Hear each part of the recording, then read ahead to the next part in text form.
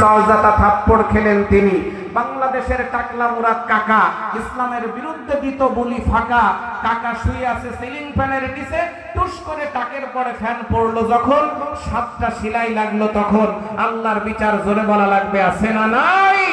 বাংলাদেশের সালমান এফ রহমান পীর বাবা, যিনি আমার ভাইয়েরা স্বৈরাচারের পতন হওয়ার পরে মাই খাওয়ার ভয়ে দাড়ি কেটে নৌকায় করে পালিয়ে যাচ্ছিলেন, তিনি নৌকার মাঝিরা দেখে বলল, ভাই এ মাল তো সেই মাল যেই মালকে টিভির ভিতরে দেখা যায়। আর এক মাঝি বলে, না এই মাল সেই মাল নাই, ডুপ্লিকেট মাল, সে মালের মুখী তো দাড়ি আছে। বলে না, মাল অরিজিনাল মাল, কিন্তু মার খাওয়ার ভয়ে দাড়ি কেটে পালিয়েছে। জোরে বলেন ঠিক না বেঠিক?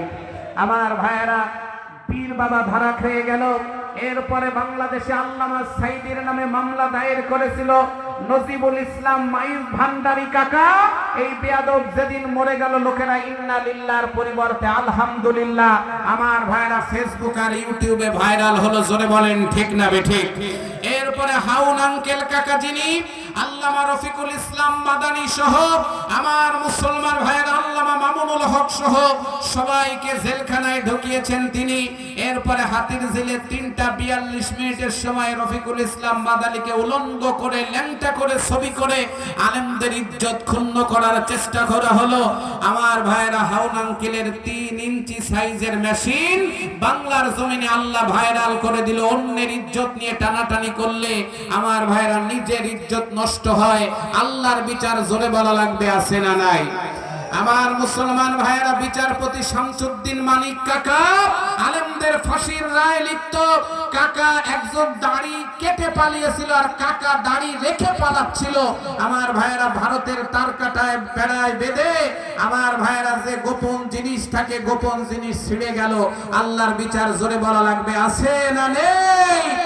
এখনো যদি কেউ ইসলামের বিরুদ্ধে অবস্থান নেয়, বর্তমানে যদি বাংলাদেশে কোন স্বৈরাচার মাথা চাড়া দিয়ে আমার ভাইরা দাঁড়াতে চায়, এই আগাছাদেরকে আল্লাহ বলবে, যত বাড়বা বাড়ো, একবারে দেব।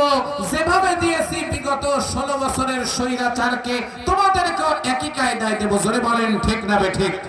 আপনাদের এদিকে ধান হয়, ধানের ভিতরে দেখবেন ধানের সাইজ হয় 3 ফিট, আর আগাছা 2-1টা জমির ভিতরে হয় 8 ফিট 9 ফিট হয়ে যায়।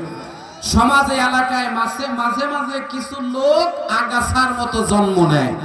আমি জানি না আমার ভাইয়েরা নাম কি।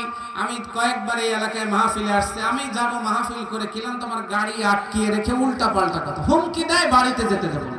আপনারা বলেন তো, হায়াত মৌতের মালিক কি চেয়ারম্যান না আল্লাহ? এখন তো ছাতা খুঁজে পাওয়া যাচ্ছে না, ইঁদুরের গর্তে গিয়ে পালিয়েছে। আমার মুসলমান ভাইয়েরা, আগাছাদেরকে সাইজ করার ক্ষমতা আল্লাহর আছে না নাই?